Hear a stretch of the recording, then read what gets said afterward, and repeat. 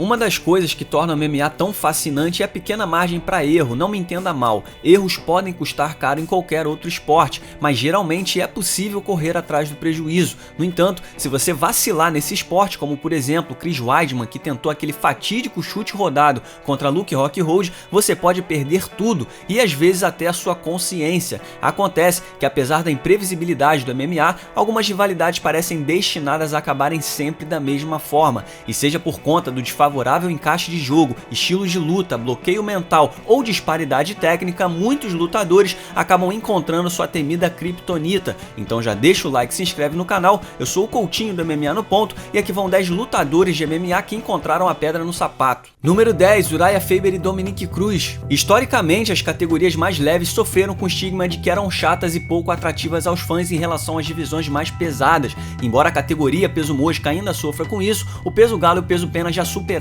o rótulo. E o WEC merece muitos créditos por isso. O extinto evento era o terreno fértil onde nasciam os astros mais leves quando o UFC ainda não tinha tais categorias. E foi Uriah Faber quem liderou o movimento que fez as divisões mais leves serem reconhecidas. Ele teve sucesso nessa busca, enfrentando José Aldo no primeiro e único pay-per-view da história da organização, no WEC 48. Mas antes de tudo isso, Faber enfrentou um jovem lutador chamado Dominick Cruz, e apesar do título em jogo, o estreante Cruz sequer aparecia no pôster do evento, então como forma de protesto ele autografou a cara de Faber. Ainda assim, Faber riu por último, batendo Cruz com uma guilhotina em menos de 2 minutos, mas naquela época a gente não fazia ideia de que era o começo de uma trilogia que representaria tudo para a divisão dos galos. Quando o UFC foi absorvido pelo WEC, Cruz era o campeão peso galo e Faber, que tinha voltado à divisão recentemente, estava numa sequência de 2 vitórias consecutivas e já era um astro do UFC. Uma revanche era óbvia, especialmente porque a rivalidade entre os dois chegou a um ponto crucial quando Dominick Cruz bateu por 2 vezes o companheiro de Faber na Team Alpha Male, Joseph Benavidez. Mas agora Cruz é quem estava no controle do jogo. Ele claramente aprendeu sua lição no primeiro encontro e nunca mais o garoto californiano se saiu melhor na disputa. Cruz bateu Faber por 2 vezes, virando o jogo e vencendo a trilogia. Número 9, Frank Edgar e José Aldo. Depois de perder o título dos leves e falhar na tentativa de recuperá-lo, uma mudança para a categoria dos penas foi a resposta para o futuro de Frank Edgar. E fazia todo sentido. Enfrentando adversários do seu tamanho, ele podia se sair melhor e quem sabe ter mais sucesso, e provavelmente ele teria se saído muito bem na categoria na época, não fosse pela presença de José Aldo. Logo em sua estreia na divisão, Edgar ganhou de presente uma chance imediata pelo cinturão contra Aldo, mas perdeu feio. Depois ele emplacou uma sequência de 5 vitórias consecutivas, batendo nomes como Cub Swanson e o top da categoria Chad Mendes, o que lhe garantiu uma nova chance contra José Aldo. Dessa vez, a luta aconteceu pelo título interino dos penas, que foi promovido depois que Conor McGregor nocauteou José Aldo, mudou de categoria e depois se aposentou, mas voltou atrás. Bom, você lembra o que aconteceu. De qualquer forma, era a primeira luta de Aldo desde a derrota humilhante contra o irlandês, então era um momento favorável para enfrentá-lo. Ainda assim, Aldo alcançou a vitória no estranho UFC 200 de chão amarelo, e o que parecia era que não importa o que Edgar fizesse, ele jamais conseguiria superar o Rei do Rio, de jeito nenhum. Número 8, Matt Hughes e Dennis Hallman. Nas trilogias contra seus 2 maiores rivais, BJ Penn e Georges St-Pierre, Matt Hughes perdeu 2 vezes. Pois é, ele perdeu a guerra, mas ao menos ganhou uma batalha. Acontece que antes disso, o Hall da Fama do UFC teve um adversário que era um osso duro de roer. Hughes perdeu para o mesmo cara 2 vezes e o tempo das lutas somados é de incríveis 37 segundos. Não deu nem para suar, e não foi contra um ex-atual ou futuro campeão mundial, foi contra o esforçado trabalhador Dennis Hallman, que é provavelmente mais famoso pelo dia que resolveu lutar com uma sunga ridícula no octógono. Então dá pra dizer que a Reebok fez ao menos um bem ao MMA. O primeiro encontro deles aconteceu num cage bizarro montado pra final de um torneio de uma noite só. Era a terceira luta que eles faziam naquela noite e acabou em 17 segundos, com Hallman finalizando Hughes com uma guilhotina que lembra muito aquela finalização brutal usada por John Jones para pagar Lyoto Machida. A revanche aconteceu no UFC 29, mas 20 segundos depois do início da luta, Hughes já estava dando os 3 tapinhas dentro de uma chave de braço. E é muito louco quando você para pra pensar. Hughes, um futuro campeão meio médio, possivelmente o segundo melhor lutador da história da categoria, atrás de GSP, não foi capaz de bater um cara que, apesar de talentoso, sofreu para se manter no UFC diante do cartel irregular e teve uma solitária chance pelo título em 2001. Hallman foi simplesmente um lutador que Hughes não conseguiu decifrar. Número 7, Anthony Johnson e Daniel Cormier. Por quase uma década, apenas 2 homens foram capazes de alcançar o topo da categoria dos meio pesados do UFC, e honestamente, não parecia que veríamos um terceiro nome. Acontece que Anthony Johnson chegou mais perto que a maioria. Depois de falhar no corte de peso diversas vezes como meio médio, assim como uma vez no peso médio, Johnson foi demitido do UFC, mas isso se provou uma bênção disfarçada. não só porque era esse o susto que ele precisava para aceitar que era um bicho grande demais, mas porque isso levou a uma sequência de 6 vitórias consecutivas, o que fez o presidente do UFC Dana White pegar o telefone e o trazer de volta à folha de pagamento do UFC. Agora, provavelmente no auge, na categoria de peso certa, como meio pesado, as expectativas eram altas, mas o que aconteceu foram 2 tentativas pelo título assustadoramente parecidas que tiveram Daniel Cormier no papel de bicho-papão. Depois de 3 vitórias contra tops da categoria, Johnson teve sua primeira chance contra Cormier pelo título, mas um imponente DC não quis nem saber e foi ao ataque até conseguir encaixar o mata-leão em Johnson depois que ele cansou. Johnson voltou para o meio da fila e outra vez emplacou 3 vitórias consecutivas, todas por nocaute, claro. Isso lhe garantiu uma segunda chance pelo cinturão dos meio pesados, mas adivinha só, a luta acabou praticamente da mesma forma, e isso nos faz pensar o que seria da categoria dos meio pesados agora se não existisse Daniel Cormier. Talvez Johnson fosse o campeão, ou quem sabe ele não teria se aposentado ainda. Número 6, Chuck Liddell e Quinton Rampage Jackson. Do início até meados dos anos 2000, o fã raiz de MMA discutia direto na internet sobre quem tinha os melhores lutadores, o UFC ou Pride, e geralmente tudo se resumia a Chuck Liddell versus Vanderlei Silva, uma luta tão comentada que as organizações rivais fizeram um acordo raríssimo para tentar fazer isso acontecer. O UFC lançou Liddell no Grand Prix dos médios do Pride de 2003 na expectativa que ele encarasse Vanderlei na final. Dana White estava tão confiante em Liddell que fez uma aposta de $250 mil, mais de R$1 milhão, que Iceman chegaria até a final, e pareceu dinheiro bem investido depois que Liddell nocauteou Alistair Overeem no primeiro round, mas aí Quinton Rampage Jackson entrou na jogada. Com o presidente do UFC nos comentários, Jackson espancou um cansado Liddell e não deu outra escolha ao corner de Chuck a não ser jogar a toalha, mas ele logo se recuperou quando voltou ao octógono nocauteando seus próximos 6 adversários. Nesse período, ele se vingou de 2 das 3 derrotas que sofreu contra Randy Couture e Jeremy Horn e conquistou o título dos meio pesados antes de defendê-lo por 4 vezes. Àquela altura, Chuck parecia invencível, então o UFC puxou o gatilho e organizou a revanche com Rampage depois da compra do Pride, só que mais uma vez Rampage ganhou, e dessa vez de uma forma ainda mais expressiva, nocauteando Liddell em menos de 2 minutos, e assim Chuck nunca mais foi o mesmo. Número 5, Daniel Cormier e John Jones. Imagine só por um momento a divisão dos meio pesados sem John Jones. Agora imagine se você fosse Shogun, Machida ou qualquer outra lenda que perdeu para ele.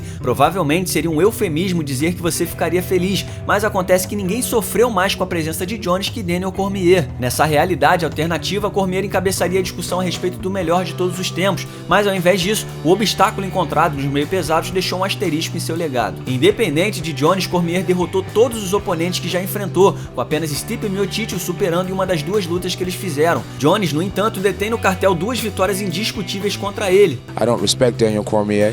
I hope he's somewhere crying right now. I'm sure he is. Uma em 5 rounds no UFC 182 e uma por nocaute no UFC 214. Claro, a última vitória acabou revertida para no contest ou sem resultado por causa do doping de Jones, mas ainda assim é um resultado que machuca. You don't cheat the sport, you don't cheat the fans, you don't cheat me, you have all the physical advantages, sir. Especialmente desde que Jones mostrou ao mundo quanto conseguiu mexer com o emocional de Cormier. E para Cormier, a brincadeira sempre foi atravessar tudo que é fase como num videogame, só para chegar na parte que ele tem que enfrentar o chefão, que faz você morrer de raiva porque você não consegue ganhar, e assim você procura um outro jogo, no caso dele, a divisão dos pesados. Mas até que no caso de Cormier fez um bem danado e valeu muito a pena, já que ele conquistou o título mundial ao nocautear Stipe Miocic. Número 4, Cody Garbrandt e TJ Dillashaw. Cody Garbrandt pode ter protagonizado a mais rápida ascensão e queda da história recente do MMA. Ele foi da promessa invicta recém-coroada com o título do UFC ao lutador sem cinturão que hoje acumula 3 derrotas consecutivas, todas por nocaute. E para piorar, 2 das 3 derrotas que ele sofreu foram contra o ex-companheiro de treinos que virou seu maior rival, TJ Dillashaw. O UFC 207 não só fechou a temporada de 2016, mas também pareceu uma troca de guarda. Na luta principal, Amanda Nunes atropelou Ronda Rousey e colocou um ponto final na era Ronda de uma vez por todas. E na coluta principal, Garbrandt teve uma atuação antológica ao dominar de forma surpreendente Dominick Cruz e assim conquistar o título dos galos, quebrando a série de invencibilidade de 13 lutas do rival. Parecia que as divisões dos galos tinham um novo rei e uma nova rainha que ficariam por muito tempo no trono. Nunes já tinha vencido muitas de suas contemporâneas, e o fato de que Dominick tinha batido TJ Dillashaw no início daquela temporada, um cara que muitos achavam o futuro da divisão, sugeria que se a matemática do MMA funcionasse, Garbrandt não teria trabalho ao lidar com ele. Mas, como sabemos, a matemática do MMA não funciona, e depois de uma relação hostil no The Ultimate Fighter, que só serviu para aflorar a rivalidade entre eles, Garbrandt foi brutalmente nocauteado por Dillashaw 2 vezes, no UFC 217 e no UFC 227. Sua invencibilidade foi quebrada e desde então então ele parece um lutador completamente diferente daquele que venceu Dominick Cruz. Número 3, Minotauro e Fedor Emelianenko. Na história do Pride, só 2 homens tiveram a honra de deter o prestigiado título dos pesados, um título que atestava ao atleta o status de melhor lutador do planeta, mas isso não chega a ser um fato surpreendente. Lutas valendo o cinturão no Pride eram tão raras quanto as lutas com John Jones sem dedada no olho,